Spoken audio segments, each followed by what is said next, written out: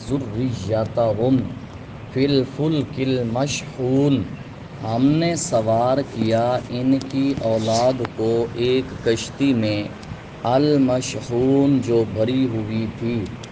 اس کے اندر دلالت ہے کہ اللہ تبارک و تعالیٰ نے سمندروں کو مسخر کیا کہ اس میں کشتیاں چل سکتی ہیں، اور حضرت نوح علیہ السلام کی کشتی جن کو اللہ تعالیٰ نے نجات دی اور آپ کے ساتھ مؤمنین تھے، اس وقت روئے زمین پر کوئی باقی نہ رہا حضرت آدم کی ذریت کے سوائے ان کے جو کشتی میں سوار تھے، ان کے علاوہ روئے زمین پر کوئی بندہ نہ رہا۔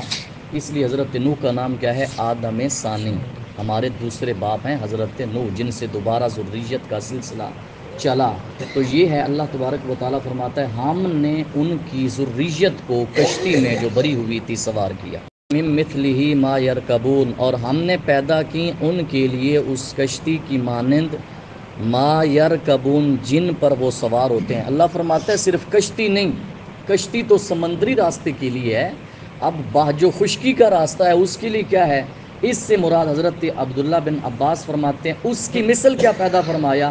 یعنی بذالک الابلا، اونٹ کو پیدا فرمایا جو تمہیں اور تمہارے بوجھ اٹھا کے لے جاتا ہے۔ فإنہا سفن البر، یہ خشکی کی کشتیاں ہیں، اونٹ خشکی کی کشتی ہے جو اٹھا کے لے جاتا ہے اور تم سوار۔ اور امام سدی فرماتے ہیں اس سے مراد چوپائے ہیں جو تمہارا بوجھ سوار کرتے ہیں۔ وَإِن نَشَأْ نُغْرِقْهُمْ، اور اگر ہم چاہیں انہیں غرق کر دیں، فَلَا صَرِيخَ لَهُمْ، پس کوئی فریاد سننے والا نہ ہو ان کی، وَلَا هُمْ يُنْقَذُونَ، اور نہ وہ ڈوبنے سے بچائے جا سکیں۔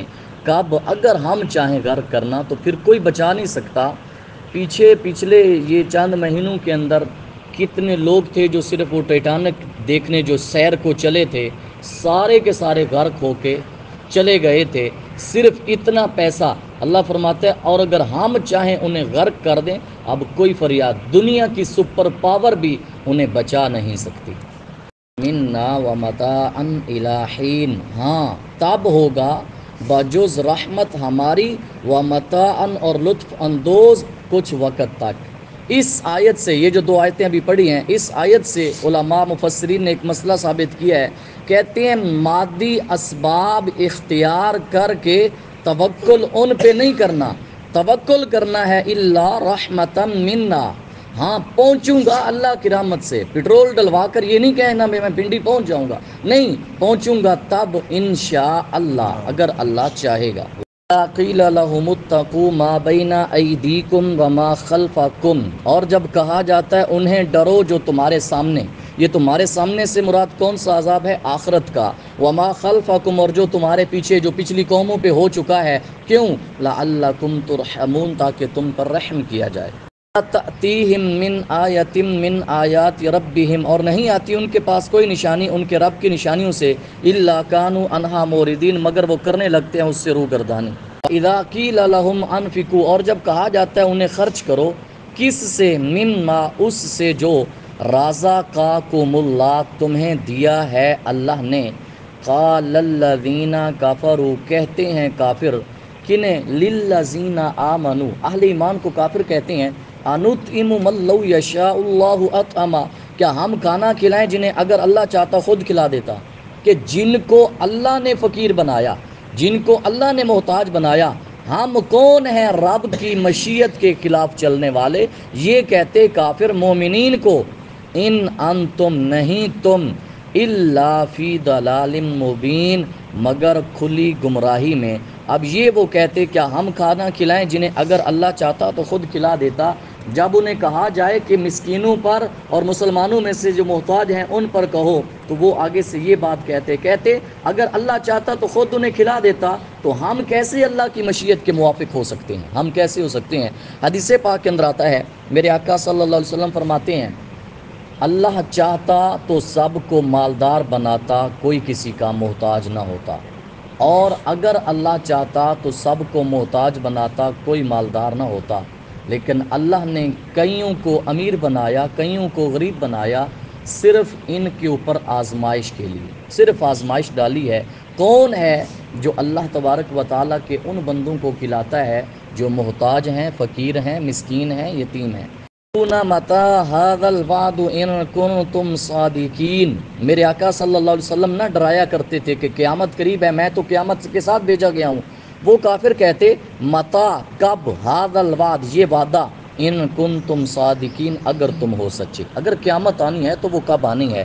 إِلَّا صَيْحَةً وَاحِدَةً تَأْخُذُهُمْ، یہ نہیں انتظار کر رہے مگر گرج ایک جو انہیں دبوچ لے گی، وَهُمْ يَخِصِّمُونَ، جب وہ بحث مباحثہ کر رہے ہوں گے۔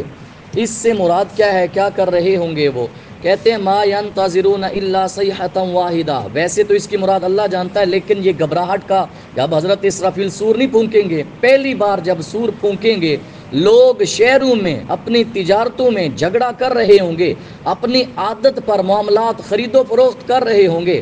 میرے آقا فرماتے ہیں یہ سب کچھ ہو رہا ہوگا، اللہ حکم فرمائے گا اسرافیل کو، اسرافیل سور پھونکو، جب پھونکا جائے گا روئے زمین پہ کوئی ایسا بندہ نہیں ہوگا جو اس کی وجہ سے گھبرا نہیں جائے گا، روئے زمین پر ایسا اس سور کی وجہ سے۔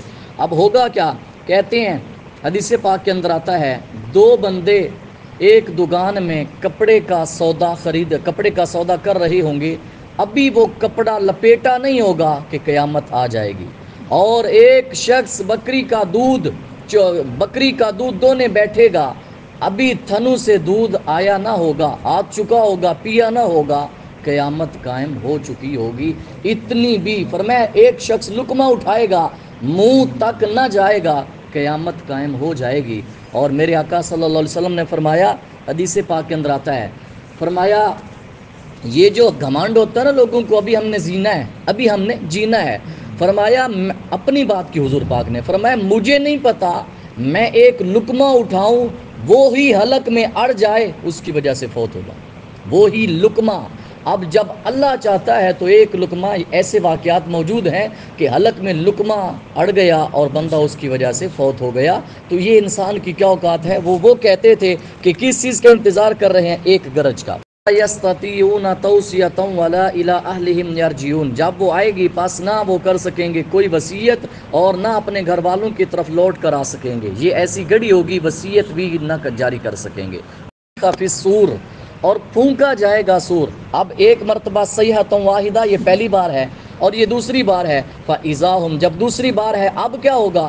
فاذا ہم من الاجداث الی ربہم ینسلون، پہلی بار تو سب کے سب فوت ہو جائیں گے، اب یہ دوسری بار جب پھونکا جائے گا فوراً وہ اپنی قبروں سے اپنے پروردگار کی طرف تیزی سے جانے لگیں گے۔ قالو، وہ کہیں گے یا ویلنا، ہائے ہم برباد ہو گئے، من بعثنا، کس نے ہمیں اٹھا کھڑا کیا ہے، من مرقدنا ھذا ما وعد الرحمن، ہماری خوابگاہ سے ہمیں کس نے کھڑا کیا ہے؟ اب یہ ہے ان کا قول کافروں کا، لیکن مومنین کا قول ہے ھذا ما وعد الرحمن، یہ جس کا وعدہ فرمایا تھا رحمان نے، صرف وعدہ نہیں، وصدق المرسلون، اور سچ کہا تھا رسولوں نے۔ یہ وہ وعدہ ہے جو آج تمہیں کھڑا کیا جا رہا ہے پروردگار کے سامنے تمہیں حساب لینے کے لیے۔ ھذا، یہ کن کا ہے؟ مومنین کا ہے، ما وعد الرحمن وصدق المرسلون۔ صیحۃ واحدہ، نہیں ہوگی مگر زوردار کڑک ایک، فاذا ہم جمیع لدینا محضرون، پھر فوراً وہ سب ہمارے سامنے حاضر کر دیے جائیں گے۔ یوم لا تظلموا، جب ہمارے پاس لوگ حاضر ہوں گے نا، آج نہیں ظلم کیا جائے گا کسی پر شیئا ذرہ بھر، ولا تجزون، اور نہ بدلہ دیا جائے گا تمہیں، الا ما کنتم تعملون، مگر ان کا جو تم کیا کرتے تھے۔ اب یہاں تک بات ان کی ہے، آگے جنت والوں کی شان وہ کل پڑھیں گے۔ دعا ہے اللہ تعالی ہم سب کو